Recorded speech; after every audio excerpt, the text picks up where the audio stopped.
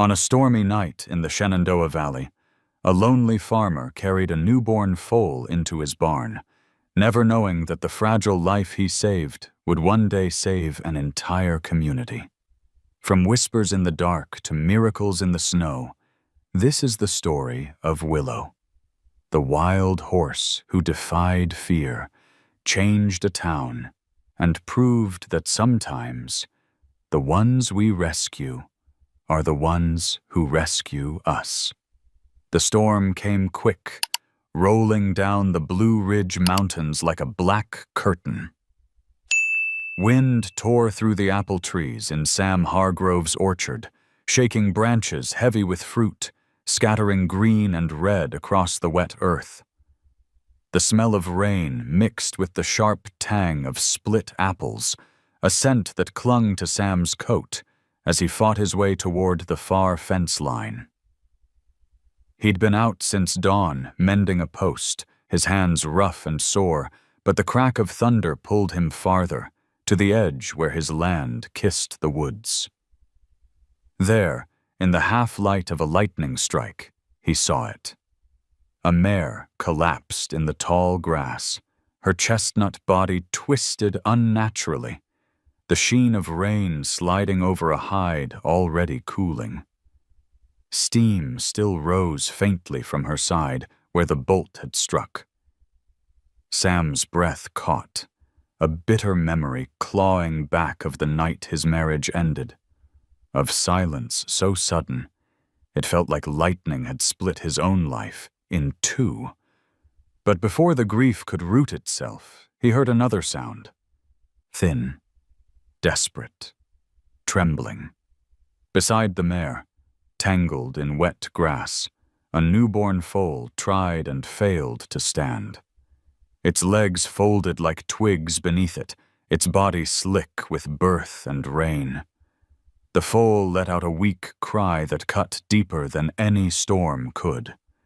Sam dropped to his knees, rain soaking through denim and into bone, and pressed a calloused hand to the foal's trembling flank.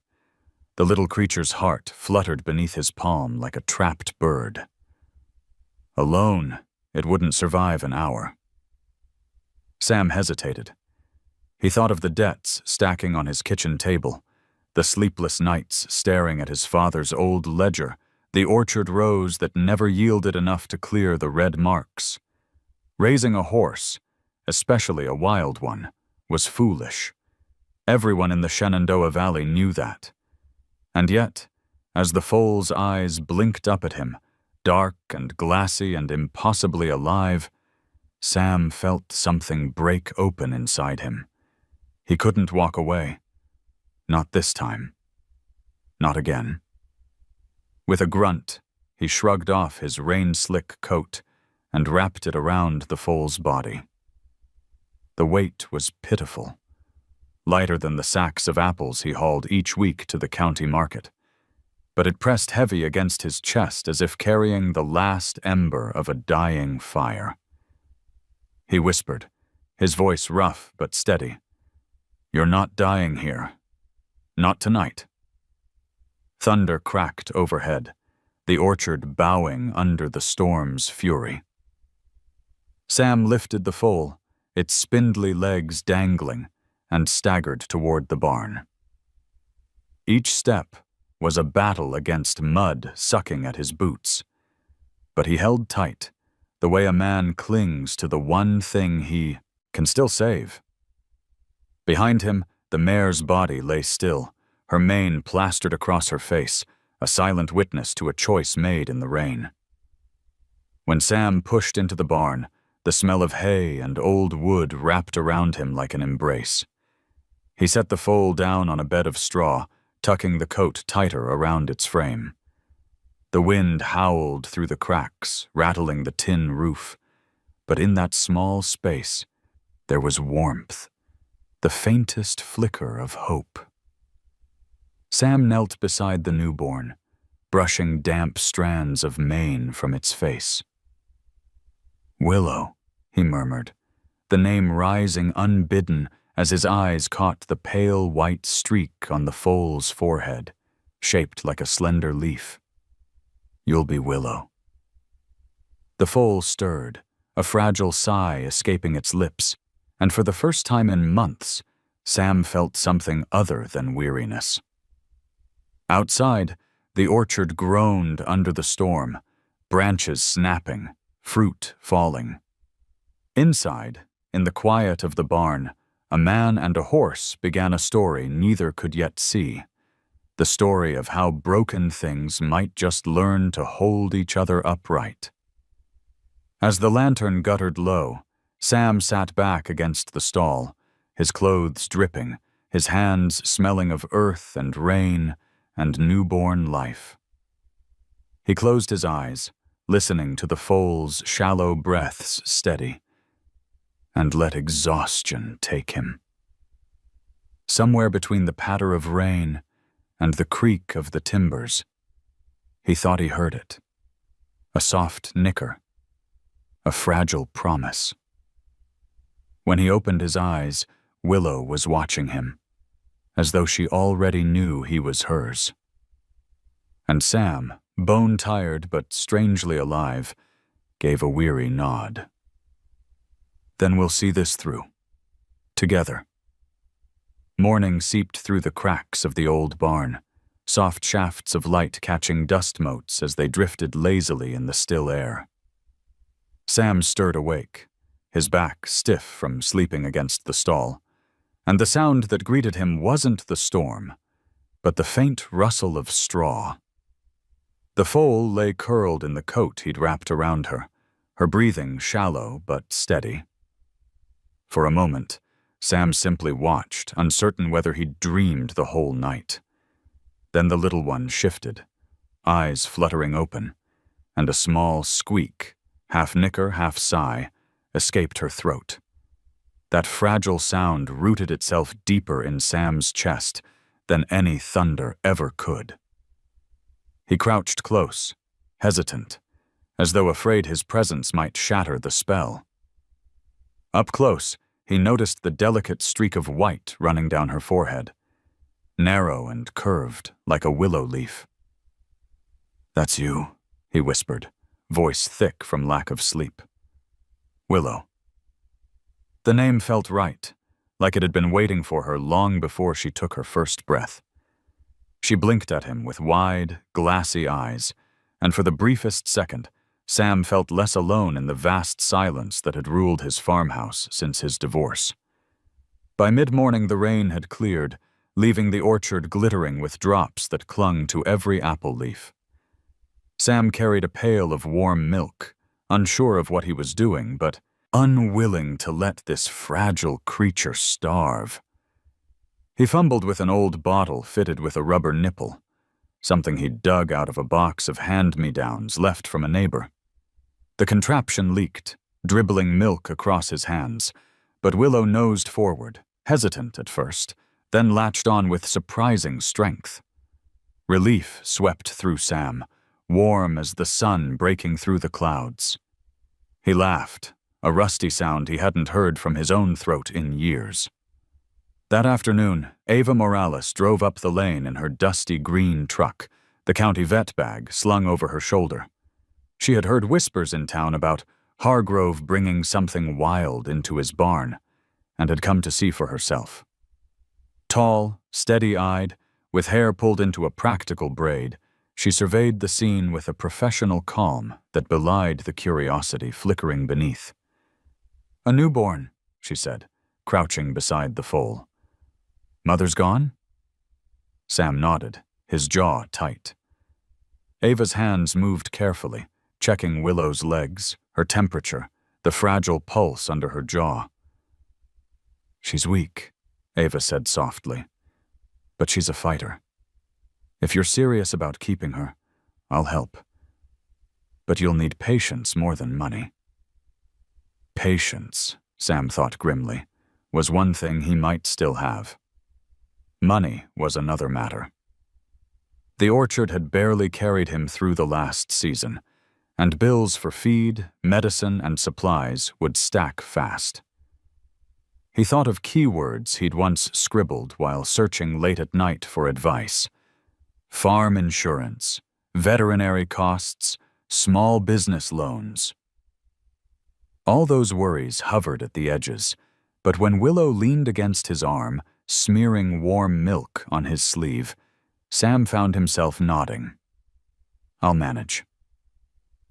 In the days that followed, a rhythm emerged. Sam woke before sunrise, boiled water for coffee and for warming milk, then crouched beside Willow's stall as she drank in eager gulps. Eli Brooks, the quiet boy from next door, began to wander over after school. He rarely spoke more than a few words at a time, his stammer making each sentence a struggle, but he carried a sketch pad everywhere. He sat in the corner of the barn, pencil scratching, capturing Willow's unsteady attempts to stand, the tilt of her ears, the curve of her neck. Sometimes, when Willow stumbled and fell, Eli's lips pressed tight, as though he felt her failure in his own chest. Other times, when she tottered 2 steps before collapsing, he smiled shyly, as if her small victories were his as well. Sam noticed. He noticed how Eli's eyes, usually downcast, lifted when Willow pushed her nose against his shoulder. He noticed how Ava lingered longer each visit, leaning against the stall, her voice soft, as she explained the importance of circulation in a foal's legs, or the need for fresh bedding to fight the chill. In the barn's dim light, Sam found himself surrounded by lives that leaned toward each other, each carrying their own fractures. One evening, when the air outside carried the sweet smoke of neighbors boiling apple butter, Sam sat with Willow nestled against his boots. The foal had grown stronger, her coat beginning to dry to a sleek chestnut sheen.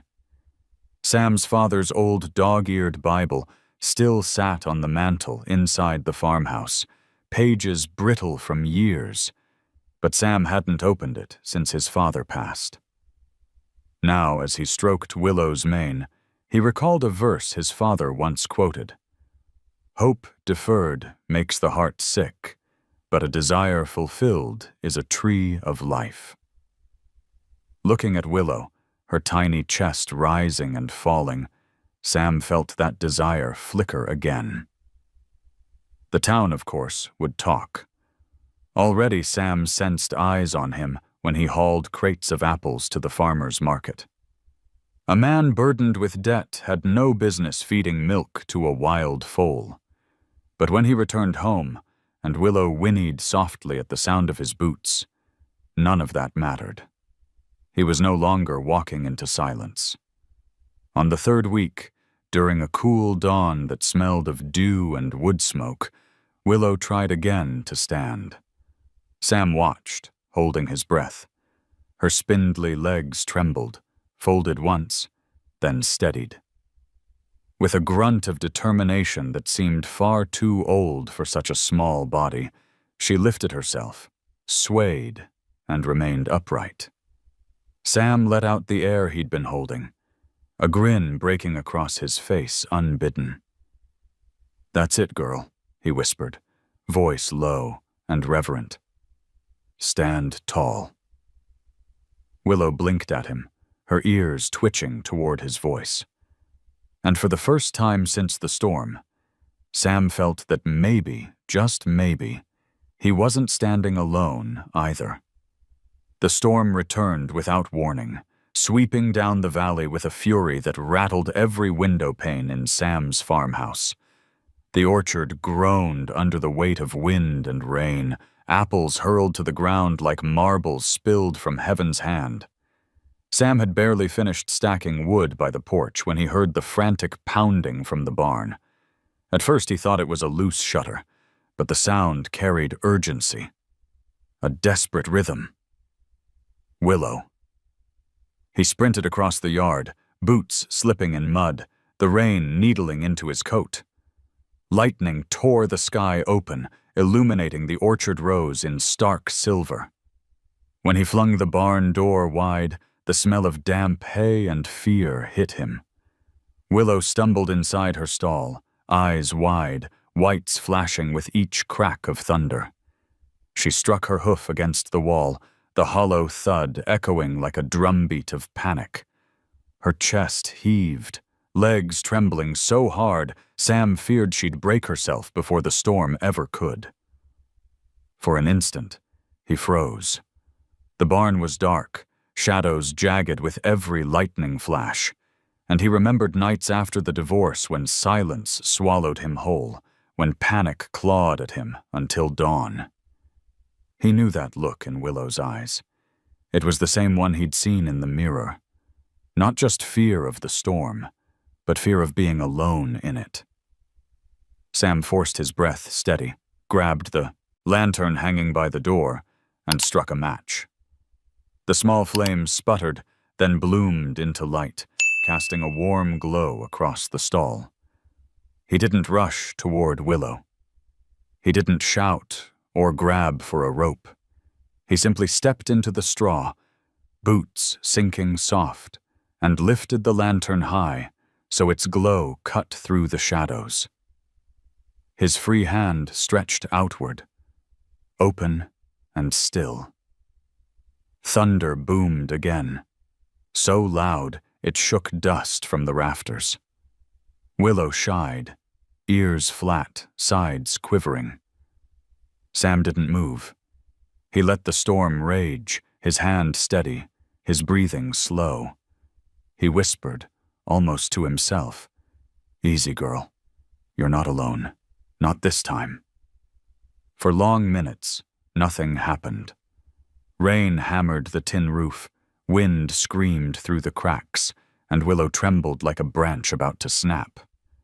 But then, slowly, her ears flicked toward him. Her nostrils flared, catching the scent of sweat and rain on his skin.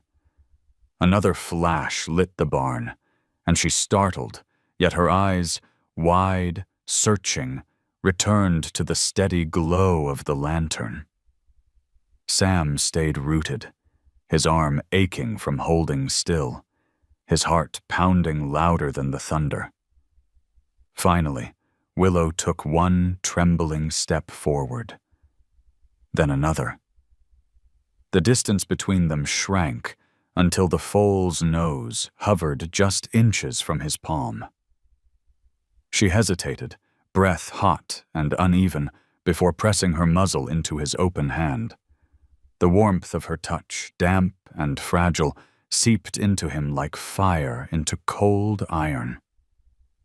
Sam swallowed hard, blinking back the sting in his eyes. The storm outside howled, but inside the barn, a different kind of silence fell. Not the hollow emptiness he'd known for years, but a silence filled with trust. He lowered the lantern slightly, bathing them both in its circle of light. Willow leaned into him, as if the steady beat of his heart was the anchor she'd been searching for. The hours dragged, each crack of thunder a test, each gust of wind a reminder of how small they were against the valley's rage. But Willow did not bolt again. She stayed pressed near him, quivering less with every minute. Sam hummed under his breath, a tune he hadn't realized he still remembered, something his father used to whistle when storms rattled the house. The melody blended with the lantern's glow, wrapping the barn in a cocoon of calm. By the time the storm eased near dawn, Willow's breathing had steadied, her eyes soft, lids heavy with exhaustion. Sam lowered himself onto the straw, back against the stall wall, and she folded down beside him, her legs tucked awkwardly, but her head resting near his knee. He reached out, brushing damp hair from her forehead, tracing the faint shape of the willow leaf marking. "You did good," he whispered. "Better than me, even." The lantern flickered, its oil nearly gone, and Sam knew he couldn't hold back the tide of his own weariness much longer. But before his eyes closed, he caught the faintest sigh from Willow, a sound like relief. It wasn't victory, it was survival. And survival, Sam thought, was enough. When the first light of morning crept through the barn's slats, The orchard shimmered with broken branches and scattered fruit, the aftermath of another fight with nature's will. But Sam didn't see defeat. He saw Willow standing, steady this time, her gaze fixed on him with a calm he hadn't seen before. The bond they'd forged in the lantern's glow was fragile, but it was real. He set the lantern aside, its glass smudged with soot, and rubbed a hand across his tired face. "We'll make it," he said softly, almost daring himself to believe it. Willow flicked her ears at his voice, then stepped forward, pressing her forehead against his chest with surprising firmness. Sam let out a breath he didn't know he'd been holding. For the first time in years, he felt stronger than the storm. The valley shifted with the season, spring pressing in with its chorus of frogs by the creek, and the perfume of apple blossoms opening wide in the orchard rows. The storm that once terrified Willow had long passed, yet its echo lingered in her skittish movements, the way her ears pricked at sudden sounds, or her legs trembled when shadows stretched across the barn. Sam knew he could not cage her fear with ropes or whips. If trust had begun in the lantern's glow, it had to grow into something stronger, something carried in the wind between them. He started small. At dawn, while mist still clung low, Sam would stand outside the stall, his boots planted firm in the straw. One sharp whistle, long and clear, meant come. At first, Willow only flicked her ears, eyes darting to the open door. But after days of steady patience, she stepped toward him, nostrils quivering, as though pulled not by sound, but by the steady calm in his posture. Sam rewarded her with the gentlest rub along her jaw, whispering, "Good girl." 2 short whistles came next. "Stop." It was harder.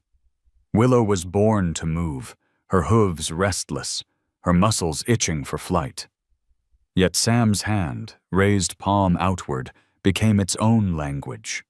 She learned to freeze at his signal, to still her quivering body, and to trust that stillness would not bring harm. When she obeyed, his voice carried warmth like sunlight. "That's it. Stay with me." The bond tightened, not by force, but by choice. Ava watched from the fence line, arms crossed, the brim of her hat shading her smile. "You're training her without training her," she teased. "Every rancher in this county would laugh at whistles and hand signs." Sam shrugged, leaning against the rail. "Every rancher in this county would have left her in the storm." Their eyes held for a quiet beat, the orchard behind them humming with bees. There was no need to explain further. Ava knew. Eli was there too, sketchpad balanced on his knees. He captured each attempt, Willow stepping toward Sam at a whistle, Willow freezing mid-step at his raised hand, Willow circling slowly when Sam tapped his boot against the earth. In Eli's drawings, the girl's thin legs looked steadier, her eyes brighter. For once, his pencil didn't scratch hesitation. The foal's progress became his progress too, and sometimes when Sam praised Willow, Eli's shy smile mirrored hers. By late May, Sam added another cue. 3 taps against the porch post meant return. Willow would pause mid-pasture, ears swiveling, then trot back with an eagerness that surprised even him. He realized she wasn't just memorizing sounds. She was listening to him, choosing to bridge the gap between wild and tame. It was a revelation, a reminder that trust was not demanded but offered, like a hand extended in the dark. But training wasn't without falter. One afternoon, a sudden gust rattled the tin roof, and Willow bolted, crashing against the fence before Sam could signal her calm. He caught her, breathless, running his hands along her neck as she shook. "Easy, girl," he murmured, his own heart racing as if the storm had returned. It reminded him how fragile progress was, how fear lived deep, waiting to rear its head. Yet as she pressed against his chest, trembling, he realized setbacks were part of the journey. So long as they returned to each other, the bond would hold. The orchard thrived around them, rows of apple trees swelling with promise, bees carrying their quiet labor from blossom to blossom. Life moved in cycles, steady and stubborn. Sam found himself moving the same way, waking with purpose, working the land by day, training Willow by evening. For the first time in years, the farmhouse no longer felt like a hollow shell. It carried voices. Ava's practical advice, Eli's shy laughter, even Willow's soft knickers at night. One evening, as the wind carried the scent of clover from the far meadow, Sam tested a new challenge. He stepped back from Willow, raised his palm, then slowly lowered it toward the earth.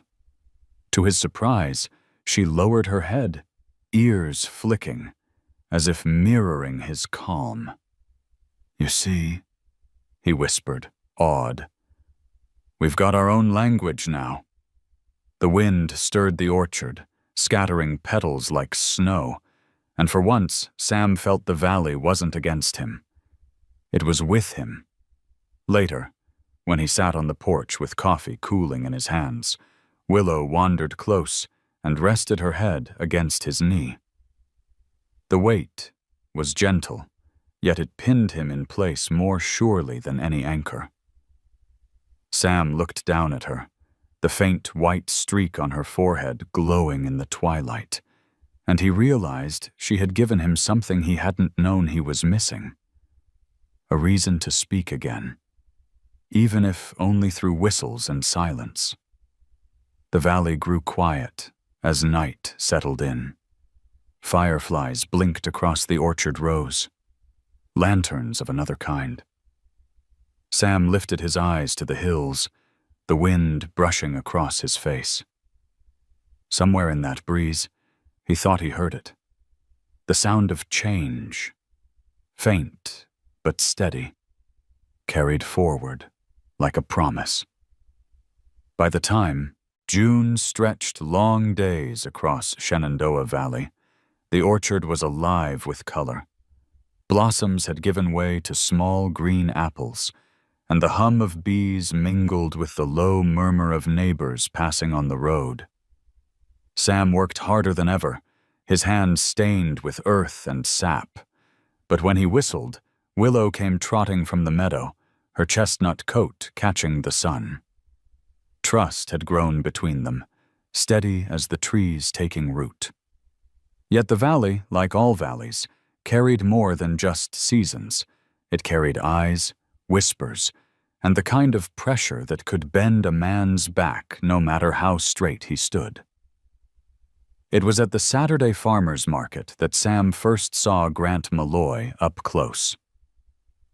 The market was always a bustle of sound, fiddles playing on the corner, children tugging their mothers toward the sweet kettle corn stand, vendors calling out about fresh honey, grass-fed beef, or handmade soap. Sam's stall was quieter. Crates of apples, jars of cider, and the steady presence of a man who spoke less than he listened. Eli sometimes sat nearby sketching, while Ava stopped in for supplies, always leaving with an extra jar she didn't need but bought anyway. Malloy arrived in a polished truck that looked too new for the dirt road. He was the sort of man who dressed like the land belonged to him. Boots buffed clean, shirt pressed, smile sharp enough to cut through any doubt. He moved through the crowd like he owned it, shaking hands, dropping jokes, nodding to every rancher who had once borrowed from his coffers. When his gaze landed on Sam, he smiled the same smile that had charmed half the county board, a smile full of promise, but empty of warmth. "Sam Hargrove," Malloy said, his voice loud enough for those nearby to hear. "Heard you've been busy out on your spread." His eyes flicked toward the empty halter hanging from the side of Sam's truck, then back to the crates of apples. "Word gets around, you know. A horse? Or should I say, a wild one?" Sam's jaw tightened. He didn't answer right away, lifting a jar of cider into a customer's bag before turning back. "She's mine," he said simply. Malloy chuckled, spreading his arms as if humoring a child. "Mine, yours. Depends how you look at it. See, wild stock isn't exactly lawful on farmland without the right papers. And papers take money, Sam. Money I don't imagine you've got lying around after last winter's freeze." The words were smooth, but the edge in them was plain as barbed wire. Ava stepped closer, her hands folded across her chest. "He's done nothing wrong," she said evenly. "And Willow is no threat to anyone." Malloy tilted his head, eyes sliding over her with a smirk. "Ah, the vet. Always sentimental. But let's not confuse feelings with facts. The county has regulations for a reason. Health, safety, liability." He glanced at Sam's modest stand, the old truck parked crooked at the edge. "You start cutting corners. Hargrove, and folks will wonder what else you're willing to overlook." Sam didn't rise to the bait. He'd learned silence could be stronger than a punch.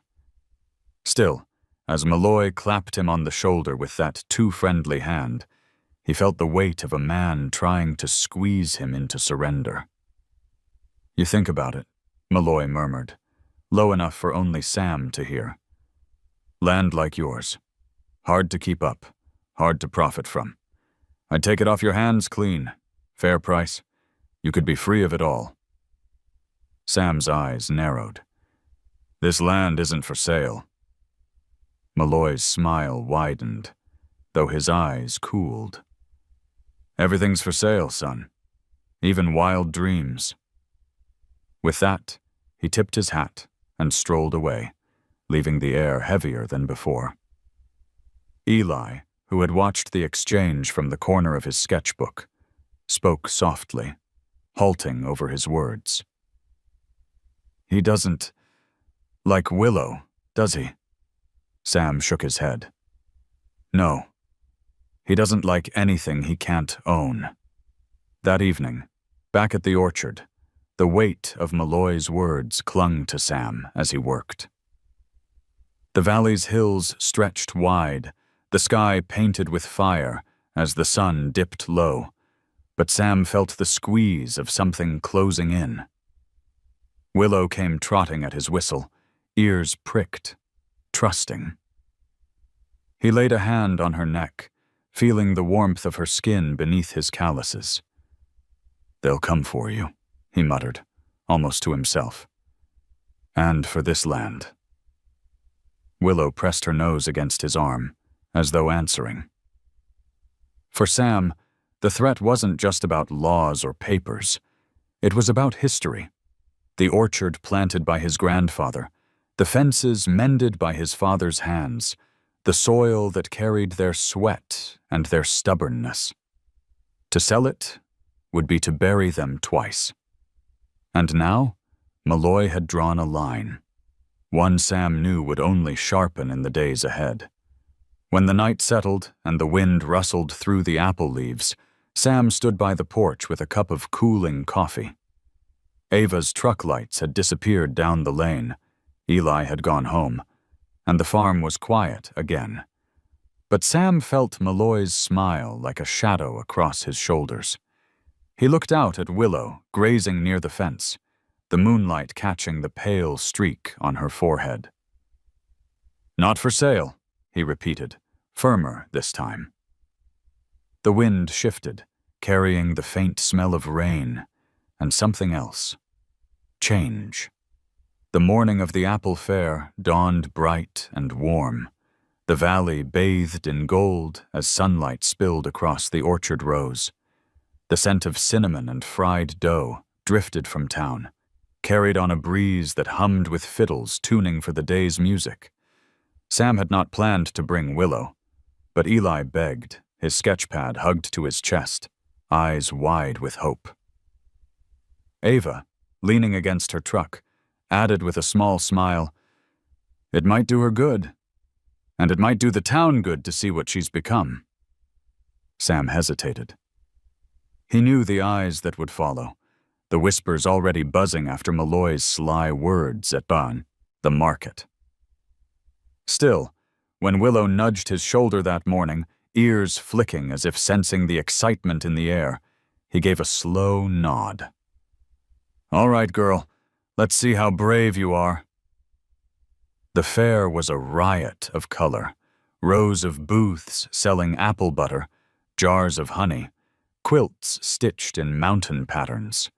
Children darted between stalls, faces sticky with caramel. At the edge of the square, a bluegrass band struck its first notes, the fiddle bright, the banjo steady. Families gathered, laughter rising like smoke into the September sky. And then the murmurs began. "That's him, the Hargrove boy with the wild horse."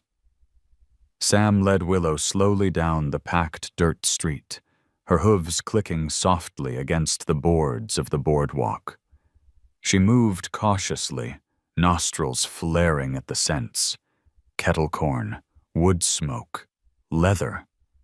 Her ears swiveled with every shout and clang, but she stayed near his side, her trust steady as a tether. The crowd parted, curiosity pulling them closer, suspicion keeping them back. Children pressed forward first. One small girl reached out, her sticky fingers trembling with both fear and wonder. Willow lowered her head, warm breath rushing across the girl's hand. A giggle burst from her lips, followed by a chorus of others. Soon, Willow stood surrounded by little ones, their palms stroking her neck, their laughter ringing above the music. Eli sat nearby, sketching furiously, his lines quick and alive, capturing the moment when wildness bent itself toward gentleness. Then it happened. A boy no taller than Willow's shoulder slipped beneath the rope line, stumbling toward her. Gasps rose from the crowd, but Willow didn't shy or bolt. Instead, she bent her knees, lowering herself carefully into the dust. The boy, stunned, clambered onto her back, clutching at her mane as though riding a rocking chair. For a heartbeat, the square fell silent. Then the children erupted, clapping, shouting, "She's magic! She's ours!" Sam's throat tightened. He hadn't trained her to kneel. That was her choice, her gift. He met Ava's eyes across the crowd. Her smile was soft, tinged with awe. For the first time, Sam allowed himself to believe Willow might not only belong to him, but to the valley itself. Yet, not everyone cheered. At the edge of the crowd, Grant Malloy leaned against a booth post, his smile thin as paper. He whispered to a rancher beside him, and the man's face soured. Soon, murmurs spread. "Mustangs steal pasture. Dangerous to let children near. Foolishness." The joy of the moment twisted, split into awe and disapproval, hope and doubt. Sam felt the tension coil. He guided Willow gently, signaling her to rise. She obeyed, lifting the boy carefully back to the ground. The crowd clapped again, but now the applause was fractured, some hands held back. Malloy tipped his hat mockingly, then disappeared into the fair, leaving unease in his wake. As dusk settled and lanterns lit the square, Sam loaded Willow into the wagon. Eli clutched his sketch, lines smudged from hurried hands, but alive with spirit. "She showed them," the boy whispered. Sam nodded, though his chest felt heavy. Willow had indeed shown them something beautiful, something undeniable. But in showing it, she had also drawn the line sharper between those who believed and those who would never.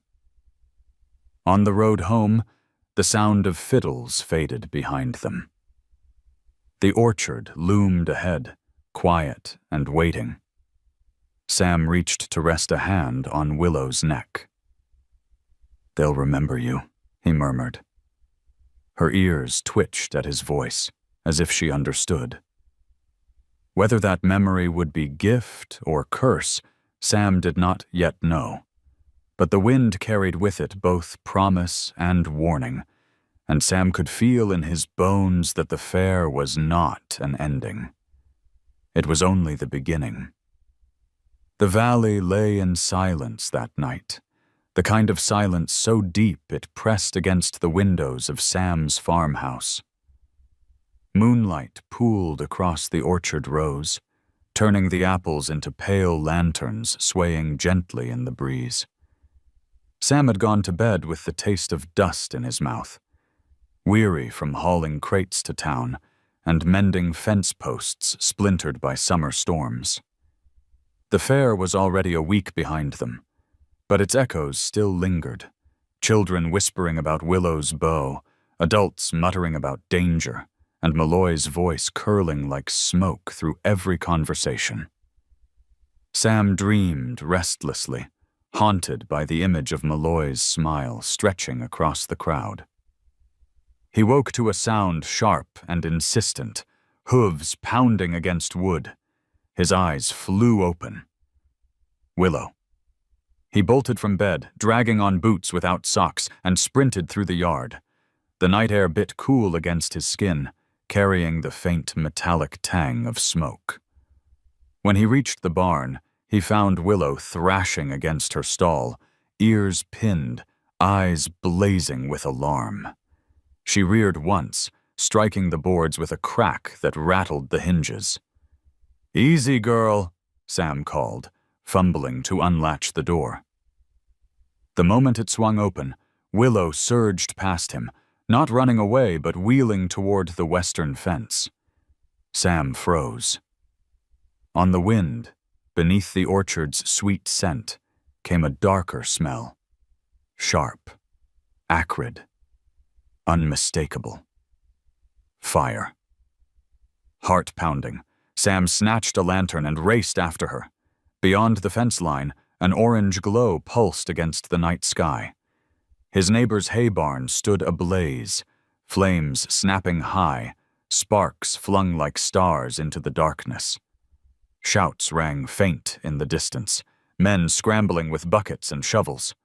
Sam ran toward the glow, Willow galloping at his side as though tethered by the urgency between them. By the time he reached the burning barn, half the valley had gathered, a bucket line forming from the creek. Deputy June Ellison was there, her uniform smudged with soot, barking calm orders that cut through the chaos. She spotted Sam, lantern swinging, Willow snorting at his shoulder. "It started from the back," June shouted over, the roar of fire. "Wind's carrying sparks toward the orchard rows." Sam's stomach dropped. His land, his trees, everything his family had built, one gust could ignite it all. Without thinking, he shoved his lantern into the dirt and seized a bucket. The work was brutal, running, scooping, tossing water onto a beast that ate faster than they could feed it. Willow circled the edge of the fire, restless but purposeful, driving the cattle away from danger with sharp snorts and well-placed kicks.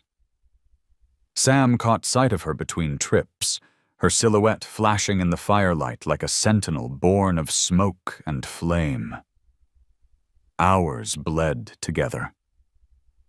Finally, as dawn broke pale and gray, the fire shrank to smoldering embers.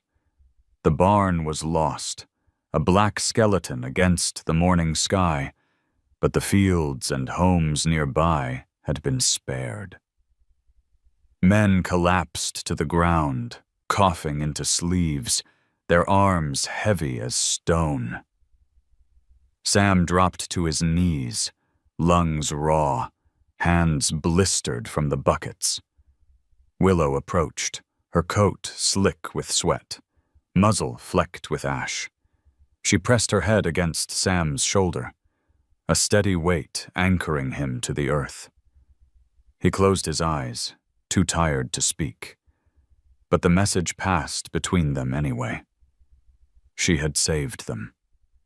Without her alarm, without her pounding hooves in the night, the fire would have raged unchecked until the whole valley burned. Later, as neighbors lingered in weary gratitude, June crouched beside Willow, brushing soot from her mane. "You've got yourself a guard more reliable than any bell," she said softly. Then, standing, she added to Sam, "Don't let anyone tell you she's a danger. She's the reason we're standing here."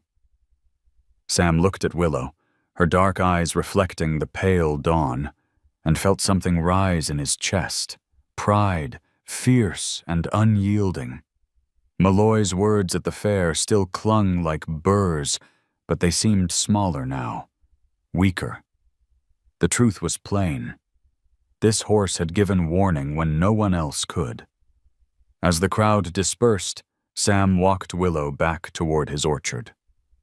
The sun climbed, gilding the valley with light, and for the first time since Malloy's threats, Sam felt the land breathe easier. He reached down, brushing the streak on Willow's forehead, and whispered, "You'll always see what I can't. Won't you?" She flicked her ears at his voice, as if answering. By the time they reached the barn, the ashes on the horizon had begun to settle. But in Sam's heart, a new certainty took root. Willow wasn't just his companion. She was his alarm, his sentinel, his proof that trust could become protection. And in a valley divided by doubt, that truth mattered more than any whispered rumor. The valley did what valleys always do. It moved through its seasons, each one carving its mark into the land and into the people who endured them. The first autumn after the fire came heavy with apples, the trees bending under their weight, as though the orchard itself was making up for all that had been lost. Sam rose each dawn to the chorus of Willow's whinnies drifting from the barn, her body stronger now, her chestnut coat gleaming in the pale light. She had shed the fragile look of a foal.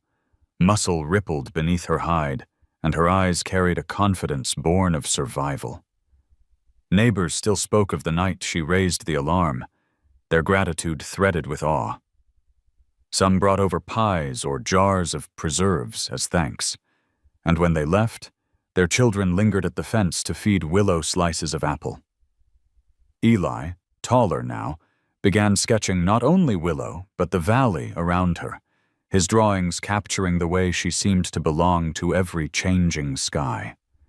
His stutter eased when he spoke of her, as though the horse had lent him her steadiness. Winter pressed in sharp and early that year. Snow fell heavy, blanketing the orchard rows in silence, the branches of apple trees etched in frost like lacework. Sam's farmhouse groaned against the wind, but inside, warmth gathered. Ava stopping by with hot cider after long days on her rounds, Eli bringing his sketches to show Sam, Willow snorting contentedly in her stall. The world outside might have been brittle and cold, yet within those walls there was life enough to push back.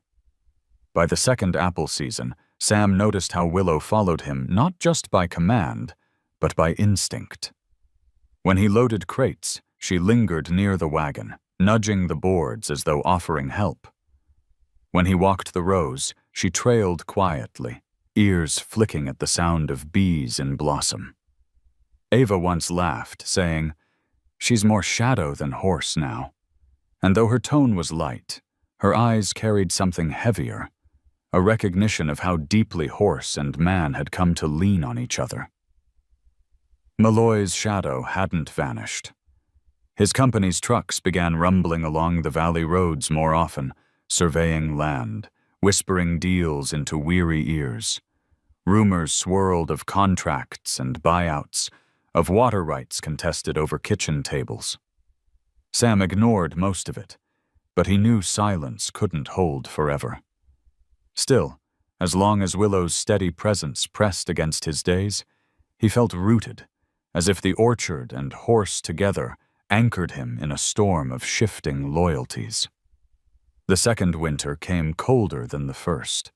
Snow piled high, burying fences until only their tips showed. Sam hauled hay to the barn daily, his breath turning to ice as he trudged through drifts. Willow met him each time, steam curling from her nostrils, eyes bright even in the bleakest mornings. One night, when the wind shrieked so loud it rattled the rafters, Sam slept in the barn rather than leave her. Willow stood guard over him as he lay in the straw, the storm raging outside while a quiet warmth endured within. It was in that winter's hush that Sam began to notice Ava more keenly. Not her advice or her visits, but the way she lingered at the end of the day, her gloved hand brushing frost from her braid, her laugh softening the edges of the cold. They didn't speak of anything grand, only weather, crops, Eli's sketches, but in the stillness between words, something tentative grew. Willow would nudge Ava's shoulder, and Ava would smile as though the horse had spoken aloud what both humans kept tucked inside. 2 apple seasons and 1 winter of snow had passed, and nothing looked the same. Eli had grown into himself, his drawings filling local shop windows. Ava had rooted herself in the valley's soil as surely as any tree. And Sam, who once lived in silence, haunted by debt and loneliness, found himself surrounded by voices, laughter, and the solid weight of trust that pressed against him with every step Willow took at his side. The valley, however, never gave gifts without testing those who received them. Sam knew it in his bones as he stood at the orchard's edge one morning, the snow just beginning to melt, revealing the dark soil beneath. Willow grazed nearby, her breath rising in steady clouds. Beyond her, a plume of dust marked a truck crawling down the far ridge road. Malloy's men again, measuring, circling, planning. Sam placed a hand on the fence post, the wood rough under his palm, and whispered to himself, "We've come this far." Willow lifted her head at the sound of his voice, ears pricked toward him, her steady gaze carrying the weight of those 2 years. She had been a foal in the storm, a sentinel in the fire, and now a companion through seasons of plenty and scarcity. Whatever lay ahead, Sam knew the years had bound them in ways no man's threat could unravel. And yet, as the truck rumbled closer, the wind shifted cold against his cheek, reminding him that peace in the valley was always temporary, always waiting for its next test. It began as a whisper on the horizon, a bruised sky gathering over the ridge while Sam loaded the last baskets of apples into the shed. The air felt wrong, too heavy, too still, the kind of quiet that made Willow lift her head from grazing and snort uneasily. Then the first stone fell, not rain but ice, hard as a rock and sharp as broken glass. Within minutes, the orchard became a drum, hailstones tearing through branches, shredding leaves, knocking fruit to the ground in a cascade of ruined harvest. Sam bolted for the barn, Willow racing beside him, her ears pinned against the roar. They plunged inside just as the storm reached its fury, the tin roof rattling like musket fire. The noise was deafening, the cold air filled with the stink of torn earth.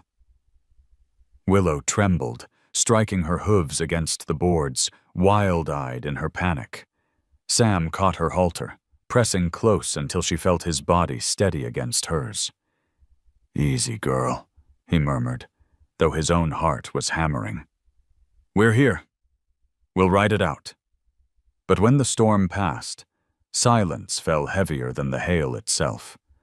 Sam stepped into the orchard, boots crunching over a carpet of ruined apples. The ground looked like it had been salted with ice, fruit split and broken, branches hanging limp, a season's work, maybe two, gone in under an hour. His shoulders slumped, the weight of debt and failure pressing harder than ever before. He had known lean years, had learned to stretch pennies until they screamed. But this felt final. The orchard could not endure another blow, not with Malloy's men circling like vultures. That night, he lingered in the barn, the single lantern casting a dim circle of light. Willow stood in her stall, calmer now, brushing her nose against his sleeve as though offering comfort. Sam leaned against the rail, his voice rough. "I don't know if I can keep you, girl." The words hung in the air, heavier than the storm. Willow blinked at him, her ears tilting toward his voice, and for a moment he hated himself for speaking them aloud. He sank into the straw, head in his hands. "I wanted to believe we could make it, that saving you meant saving myself. But maybe I was wrong. Maybe I'm not enough." His chest ached as he forced the words out, words he had buried for years. He remembered the marriage that crumbled under silence, the orchard slipping year after year into debt, the father's legacy he could never quite uphold. All the while, Willow stood watching, her breath misting in the cool air. She moved then, quietly, stepping from the shadows of her stall. Sam didn't stop her as she pressed her forehead into his shoulder, firm and insistent. The gesture stole the air from his lungs. It was not desperation. It was declaration. A creature who had once been left alone in a storm was refusing to leave him now. Sam's throat tightened, tears burning hot in his eyes.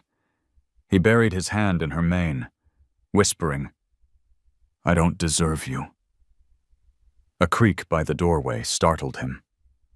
Ava stood there, her coat dusted with ice, her face unreadable in the lantern's glow.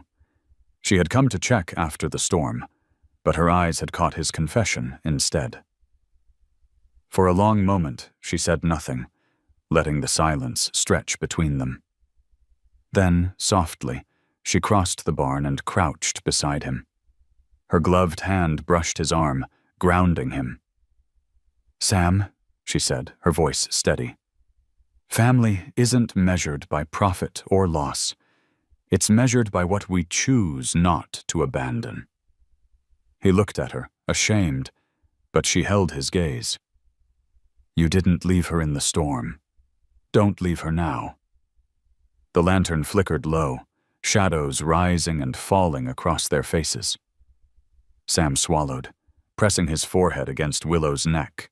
Her steady breathing filled the quiet, each exhale a reminder of life still clinging, still fighting. Ava's hand stayed on his arm, not pushing, not pulling, just present. Together, in that fragile circle of light, they bore the weight of truth. Failure, yes, but also the choice to stand again.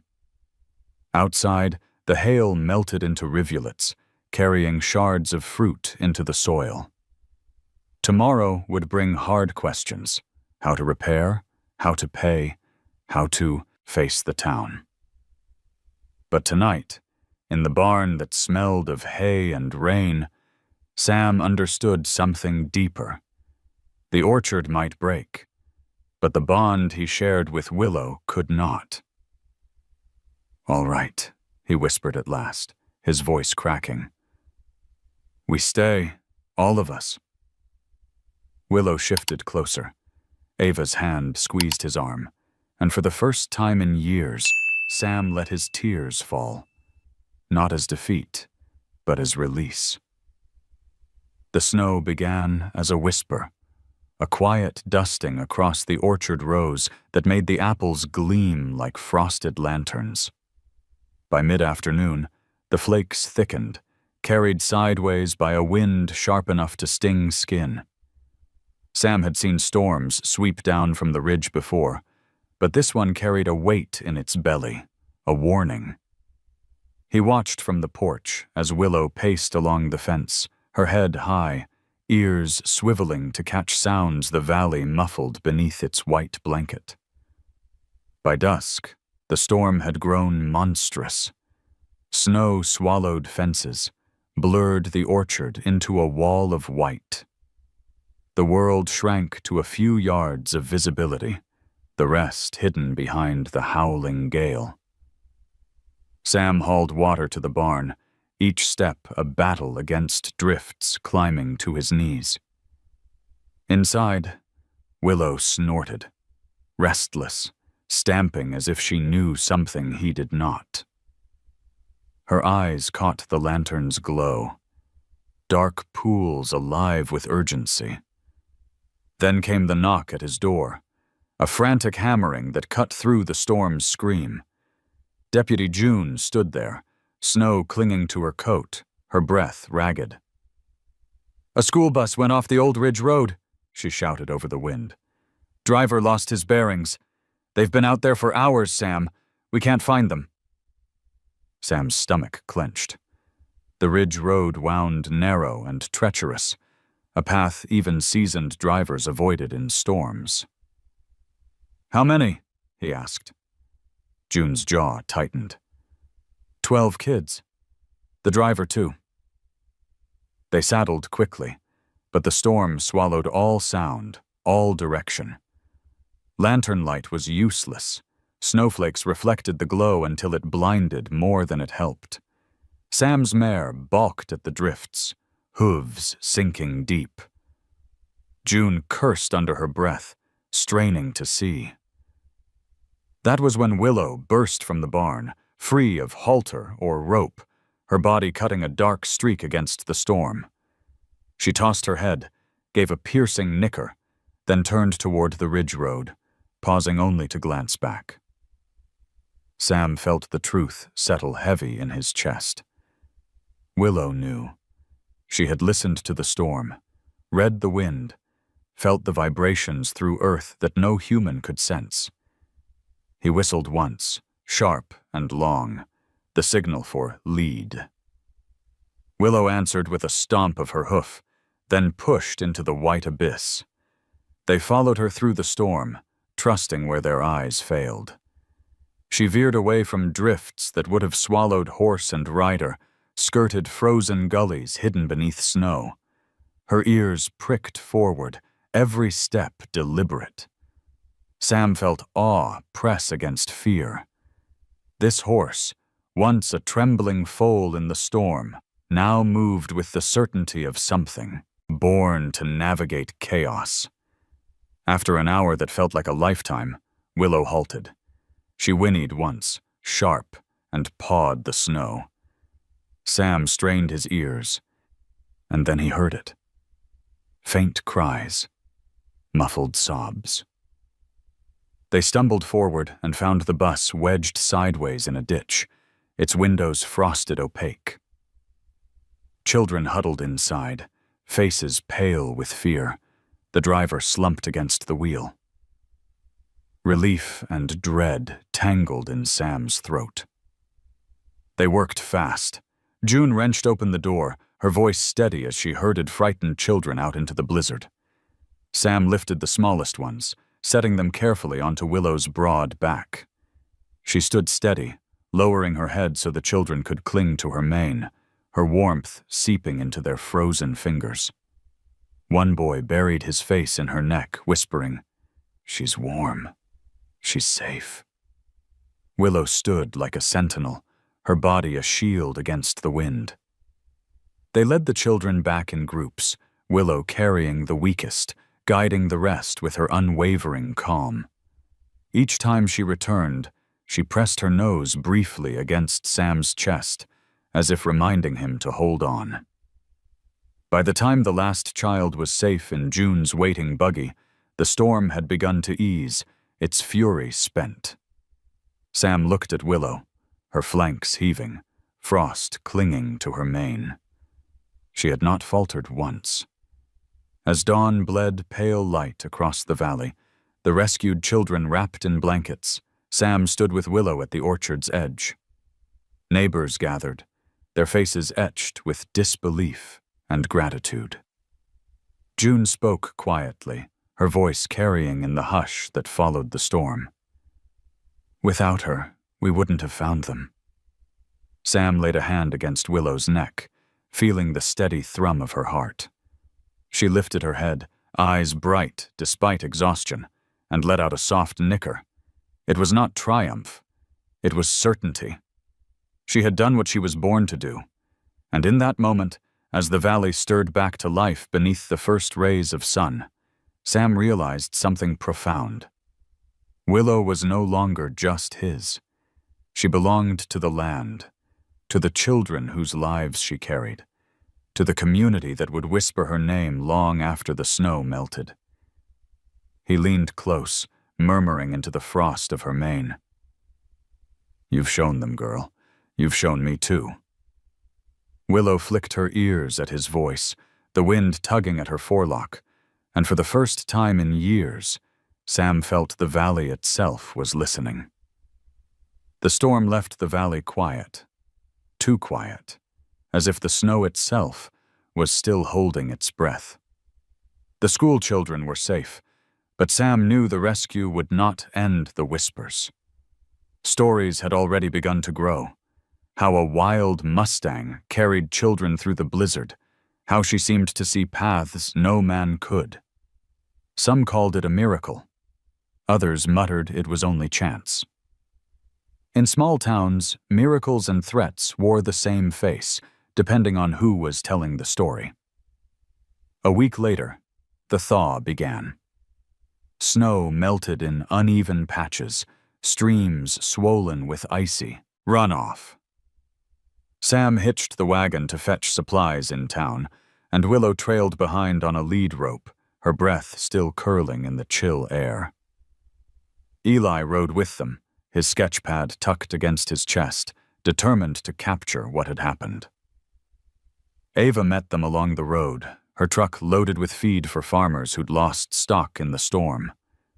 Together, they traveled slowly toward Cedar Hollow, the town square alive with chatter of the rescue. It was on the return trip that Willow stiffened, her ears swiveling. They were passing a chestnut grove at the edge of the ridge, the kind of place children sometimes played when the weather was fair. Sam felt the rope tug, then saw her pause, eyes fixed on the line of trees. "What is it, girl?" he asked, following her gaze. At first he heard nothing but the groan of melting ice. Then came a sound, a faint creak, sharp and unnatural. The earth shivered underfoot, a tremor small enough to miss, if not for the stillness around it. Willow let out a sharp nicker and pulled forward, dragging Sam toward the grove.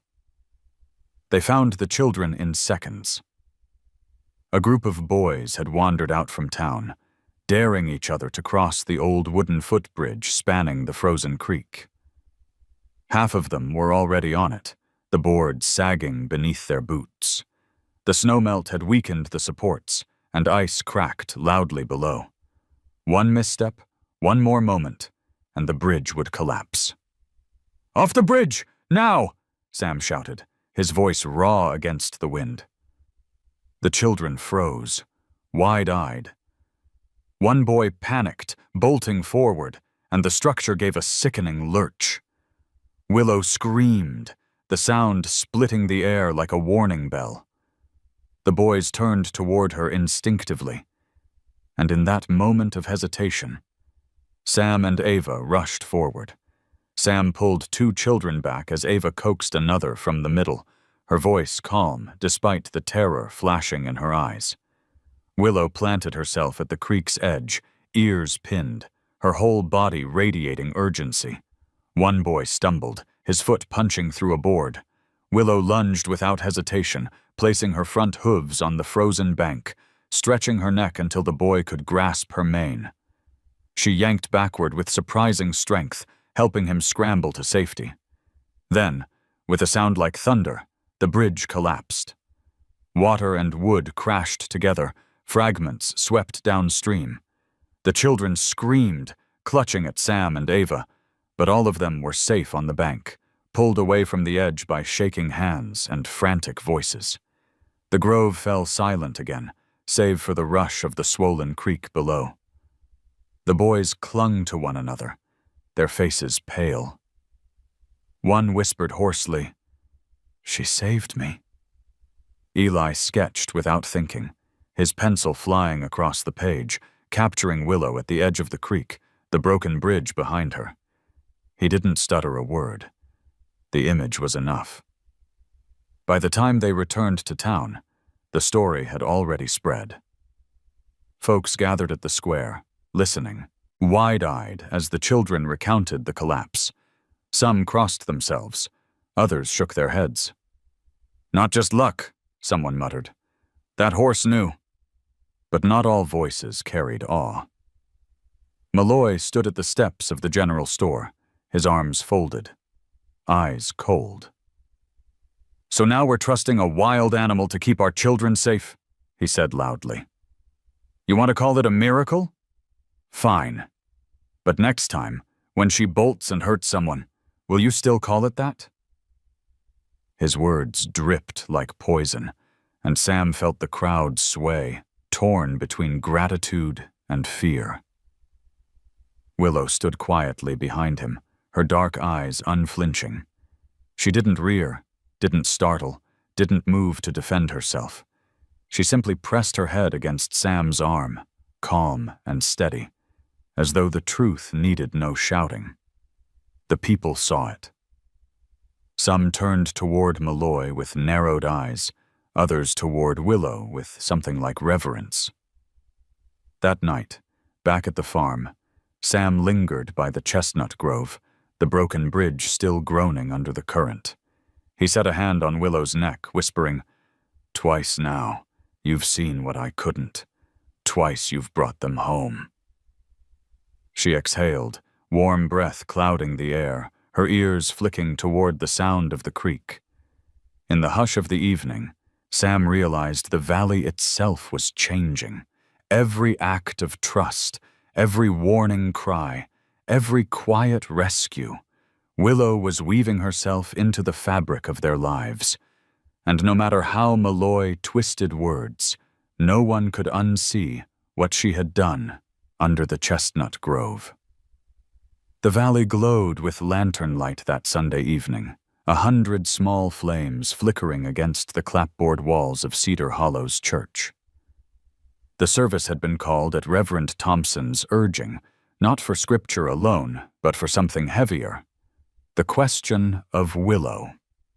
After the bus rescue and the collapse of the bridge, whispers had turned into arguments, and arguments into demands. Some insisted the horse was a blessing, a creature sent to guard the valley. Others echoed Malloy's warnings, saying no good could come from trusting wildness. Tonight, they would speak as a community, or fracture trying. Sam arrived late, Willow tethered quietly outside the churchyard. Her breath misted in the chill air, her eyes catching the lantern light as families filed past, some pausing to touch her flank in gratitude, others giving her a wide berth.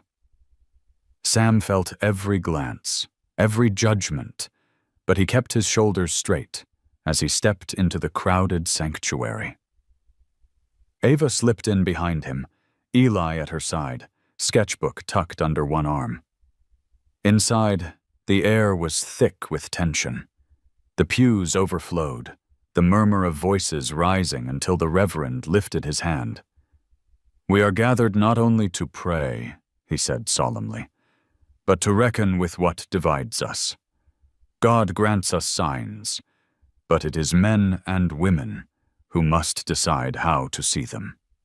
His gaze swept the room, landing briefly on Sam before moving on. The first voice came sharp. Eleanor Malloy, Grant's sister, her bonnet tied too tight, her eyes harder than the frost outside. "That horse is a danger," she declared. "Twice she has stirred up excitement. Next time it could be blood on the snow.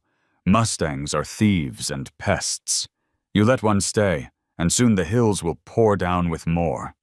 A murmur of agreement rose from her side of the room. Then, from the back, Dr. Whitaker, the town physician, stood. He cleared his throat, spectacles flashing in the lantern glow. "I was there when the children were pulled from the storm. I've seen the steadiness of that animal with my own eyes. Fear does not erase fact. She has saved lives. Twice. That is not pestilence. That is providence." The room erupted, voices overlapping, gratitude against fear, faith against suspicion. June Ellison, still in her deputy's coat, cut through the noise. "I was at the fire. I was at the Ridge Road. Each time, that horse gave warning before any of us could. If danger comes, I'd trust her before any bell in this valley." Her words hung heavy, but not enough to silence the doubters. Malloy himself rose at last, slow and deliberate. His smile was courteous, his tone honeyed, but the steel beneath it was sharp. "We all appreciate Mr. Hargrove's sentimentality. But let us not mistake chance for divine favor. Do we really wish to stake our children's safety, our livelihoods, on the temper of an animal born wild? What happens when instinct turns? Who will bear the blame when loyalty falters?" All eyes shifted to Sam. He stood slowly, the weight of the orchard, the debts, the storm, and the rescues pressing on his shoulders. For a moment, he thought he might say nothing. Silence had been his shield for years. But Willow's soft nicker drifted through the open window, a sound that stilled him. "I didn't bring her home to make a point," Sam said finally, his voice low but carrying. "I brought her home because she was alone, because leaving her would have meant letting her die. Since then, she's stood with me through storms, fire, and snow. You've seen it. She doesn't run from danger. She runs into it. That isn't chance. That's choice." He paused, scanning the faces. "We ask each other for trust every day, in trade, in word, in prayer. Why is it so impossible to believe trust might be returned?" The church hushed. Even the lantern flames seemed to steady. Ava's eyes glistened as she reached for Eli's hand. The boy lifted his sketchbook, showing a fresh drawing. Willow, head lowered, children gathered safely around her. It was a picture of belonging, drawn by a boy who had once belonged nowhere. Reverend Thompson spoke again, voice soft but resolute. "Perhaps the question is not whether the horse is wild, but whether we are willing to let faith be larger than fear." The meeting ended without verdict, but the valley had shifted. Some left with their doubts hardened, others with their hearts cracked open. Outside, Willow lifted her head as Sam approached, her dark eyes reflecting the lanterns strung along the churchyard fence. She leaned her forehead briefly against his chest, steady as stone. Sam exhaled slowly, the murmur of voices trailing behind him. He knew the fight was far from over. Malloy's smile lingered like smoke in the rafters, but under the lantern light, with Willow's breath warm against his coat, Sam felt something steadier than fear. Resolve. The week after the meeting at the church, the valley seemed to hold its breath. The arguments spoken beneath the lanterns lingered like echoes, carried across fence lines and market stalls. Some neighbors nodded to Sam with new respect. Others crossed the street with narrowed eyes. And still, Malloy's men prowled the roads, their trucks stopping at farm gates to whisper promises of money and freedom from debt. But in the midst of this unease, something unexpected began to stir. Not from speeches or debates, but from the hand of a boy who had once been too shy to speak at all. Eli sat for hours at the kitchen table in Sam's farmhouse, his pencil scratching across page after page. Since the storm, his sketches had grown bolder, each line drawn with confidence that startled even Ava when she saw them. One evening, as snow melted from the eaves and the orchard branches dripped steadily into the thawing soil, Eli pushed a single sheet toward Sam. "This one," he whispered, his stutter barely a shadow now. Sam looked down. The drawing captured Willow beneath the chestnut grove, her body braced at the creek's edge, children huddled safe behind her. Every detail was alive. The strength in her stance, the fear in the children's faces, the steadiness in her eyes. Above it, in careful block letters, Eli had written, "Home is where she chooses us." Sam's throat tightened. He had no words, only a hand that reached out to rest on Eli's shoulder.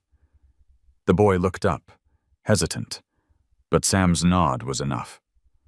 The drawing was not only a memory, it was a truth spoken louder than any argument at the church. The next Saturday at the market, Eli carried the drawing with him, folded carefully inside a portfolio.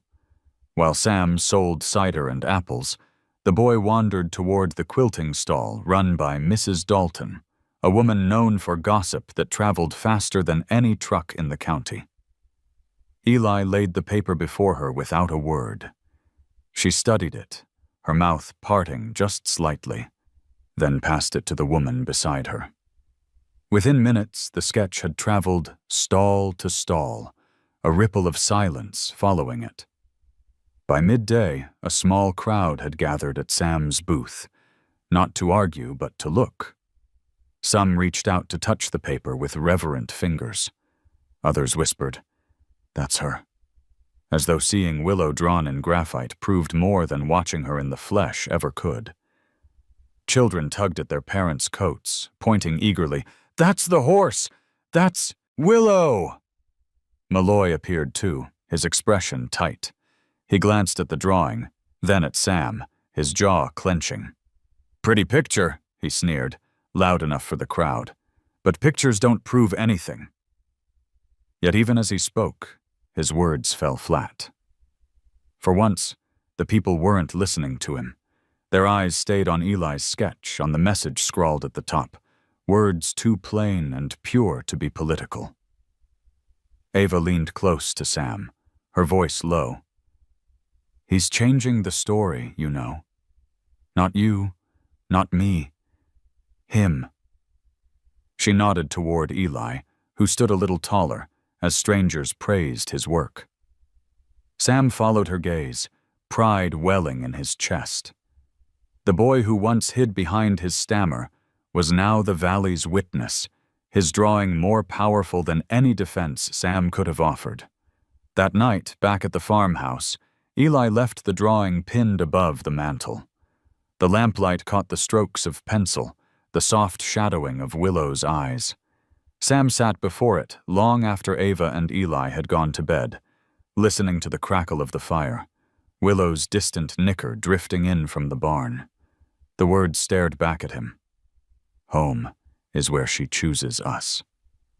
He thought of the day he'd carried her from the storm, fragile and wet, convinced he was the one doing the saving. Now, years later, it was clear. She had chosen to stay again and again, when every instinct could have carried her away. and in that choice, she had saved him too. Sam rose, pulling on his coat, and stepped into the night. The orchard stretched dark and silent under a sliver of moon. Willow lifted her head as he entered the barn, eyes gleaming in the lantern glow. He rested his forehead against hers, whispering, "You've given us more than I ever dreamed." She exhaled warm breath against his cheek, steady as always, as if to say she knew. Beyond the barn walls, the valley shifted slowly, imperceptibly. Not by argument, not by law, but by the truth of a boy's drawing tacked above a mantle, the kind of truth even Malloy couldn't erase. The orchard was quiet in the pale light of early spring, buds swelling on branches, the promise of blossoms hidden beneath their green casings. Sam leaned against the barn door, his breath a fog in the morning chill. He had spent a restless night, staring at Eli's drawing pinned above the mantel, the words etched into him like scripture. Home is where she chooses us. That thought had followed him here, to this moment. He unlatched the stall, the creak of the hinge loud in the stillness. Willow lifted her head, ears flicking forward. Sam opened the door wide, wider than ever before. There was no halter, no rope, no signal to stay. Only the open orchard stretching beyond, the hills rolling free into the horizon. He stepped back, hands loose at his sides. "This is your choice, girl," he murmured, his voice rough with something close to fear. "No whistles, no fences. If you want to go, the land is open." For a moment, Willow stood, still, the streak on her forehead gleaming in the dawn. Then she stepped forward, hooves soft against the straw, into the light. Sam's chest tightened. He had always known this was possible, that trust meant freedom, and freedom meant the chance she might leave. Ava appeared at his shoulder, silent, her face unreadable in the morning haze. Eli lingered behind her, clutching his sketch pad like a prayer. Willow walked into the orchard, slow and deliberate. She paused at the edge of the first row of trees, where the ground sloped down toward the road, and lifted her head toward the ridges beyond. The breeze lifted her mane, carrying scents of open pasture, wild grass, rivers unbound. She could have gone then, vanished into the hills like the Mustang blood that still pulsed in her veins. Sam swallowed hard, forcing himself not to call her back. But then Willow turned. She walked back, steady as stone, and stopped in front of Sam. With a quiet exhale, she pressed her forehead against his chest, the same gesture she had given him that night after the hailstorm, the same one she had offered in every moment of doubt. Sam's hand trembled as he reached up, resting it against her neck. His voice broke as he whispered, "Then you're ours, and we're yours."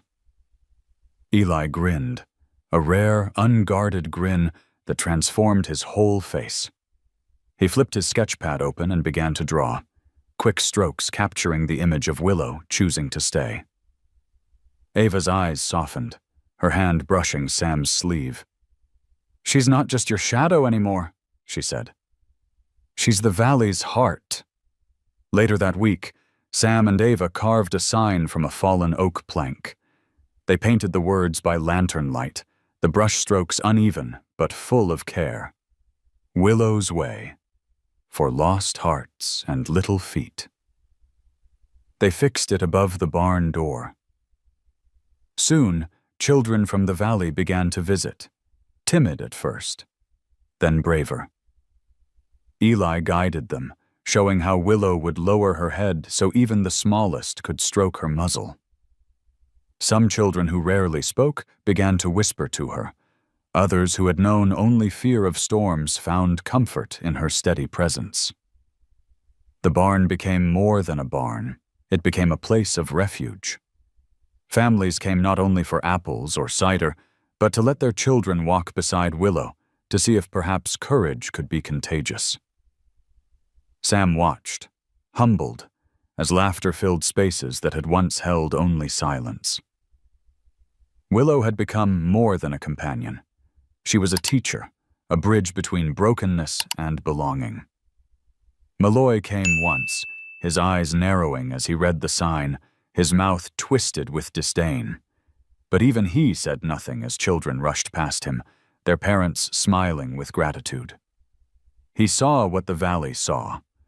This was no wild threat, no pest to be driven out. This was a choice made visible, an animal that could have fled, but stayed. One evening, as the sun dipped low, painting the orchard in hues of gold, Sam stood with Ava and Eli watching Willow graze. He felt a peace he had not known in years, a peace born not of certainty, but of acceptance. The orchard might still struggle, debts might still shadow the ledger, Malloy might still whisper his poison, but none of that could erase this truth. Willow had chosen them, and in choosing them, she had given them back to themselves. Sam rested his hand on the fence rail, his eyes on the horse moving gracefully among the trees. "It's her way now," he said softly. "We just follow it." Ava slipped her hand into his. Eli lifted his sketch pad, already tracing the light, and Willow, steady as ever, raised her head to the wind, her dark eyes catching the last rays of sun. The valley, for that moment, felt whole. Autumn returned with its familiar perfume of cider and wood smoke, the valley alive once more with the bustle of the apple festival. Booths lined the square, laden with pies steaming in their tins, jars of preserves glinting amber in the afternoon sun, quilts fluttering in the crisp breeze. Music rose from the stage at the far end, fiddles weaving with banjos in the bright cadence of bluegrass. The town, despite all its arguments, gathered as one, drawn by tradition, by harvest, by the need to mark another year survived. Sam walked slowly through the crowd, Ava at his side, Eli skipping just ahead with his sketch pad. He had not planned to bring Willow, but the children had begged, and now she followed calmly, her chestnut coat glowing in the late light, the white streak on her forehead bright as a candle. People parted for her, not in fear as once, but with hands reaching out, smiles breaking across faces. Even those who still carried doubt could not help but pause as she passed, her step steady, her eyes serene. By evening, lanterns strung across the square lit the cobblestones with a warm glow. The mayor called the children forward for the Walk of Courage, a tradition where they circled the square together before the night's dancing began. This time, Willow led them. Eli held her halter lightly, but it was Willow who set the pace. Slow, measured, as if she knew she carried more than children's hands on her back. One by one, small fingers brushed her flank, little voices whispered to her ears. A boy who had once stuttered his way through every sentence now spoke clearly as he recited her name. Sam stood at the edge of the square, watching with a heaviness in his chest that was not sorrow, but something richer, deeper. Ava slipped her hand into his, and he did not pull away. The fiddlers softened their tune. The crowd fell into a hush, and the procession circled back to the stage where the mayor lifted his hat. "This valley has weathered storms and loss," he said, his voice carrying. "And in it, we've found courage, sometimes in the least expected of places." He gestured toward Willow. "Tonight, we honor her, and through her, we honor the spirit of every family, every neighbor, who chose to stay when leaving. Would have been easier. The applause rose, not frantic, but steady, a wave of gratitude washing across the square. Willow flicked her ears at the sound, then lowered her head with quiet dignity. Sam felt tears prick his eyes. He thought of the night he had carried her from the storm, a trembling bundle wrapped in his coat. He thought of fire, hail, snow, of every moment when she had steadied him instead of the other way around. He had believed he was the one saving her. Now he understood the truth. She had been saving him all along. As darkness deepened, the band struck up a faster tune, couples spinning onto the square. Eli stood by the stage, showing his sketches to a cluster of children who leaned in wide-eyed. Ava laughed softly beside Sam, her hair catching the lantern light, and Willow, free of halter, moved calmly among the dancers, children trailing her like ribbons in the wind. The festival had always belonged to apples, to harvest, to hard work. Tonight, it belonged to her, too. When the music quieted near midnight, Sam led Willow back toward the orchard. The square still glowed behind them, lanterns swaying gently, the smell of cider lingering on the breeze. At the edge of the field, Sam stopped, resting his hand against her neck. "That night in the storm," he said softly, "I thought I was carrying you. Turns out you've carried me farther than I ever dreamed." Willow pressed her forehead to his chest, a gesture as familiar now as breath. Sam closed his eyes, letting the moment settle deep in his bones. The orchard stretched dark and silent, the trees heavy with fruit, the air thick with promise of another season. Sam turned toward the farmhouse where light still burned in the window. Behind him, Willow snorted gently, the sound steady, reassuring. It was enough, more than enough, for in the end she had chosen them, and they had chosen her. And in that choice, the valley itself felt whole again. And now I want to hear from you. If Willow's story touched your heart, just drop a simple 0 or 1 in the comments to let me know you were here. Don't forget to subscribe so you won't miss the next unforgettable story of humans and horses, where every tale carries hope, healing, and a touch of miracle.